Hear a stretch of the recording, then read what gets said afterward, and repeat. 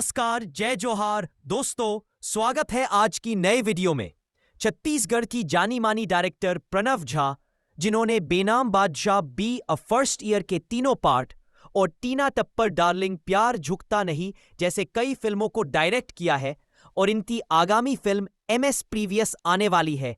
छत्तीसगढ़ की film director Pranav Jha, जिन्होंने अपनी इंस्टाग्राम पोस्ट के जरिए लोगों को बताया है कि उनकी नेक्स्ट आने वाली छत्तीसगढ़ी फिल्म में छत्तीसगढ़ की कॉमेडी स्टार धनेश साहू को लेकर एक फिल्म बनाने वाली है, जिसमें धनेश साहू हीरो की रोल में हमें नजर आने वाले हैं।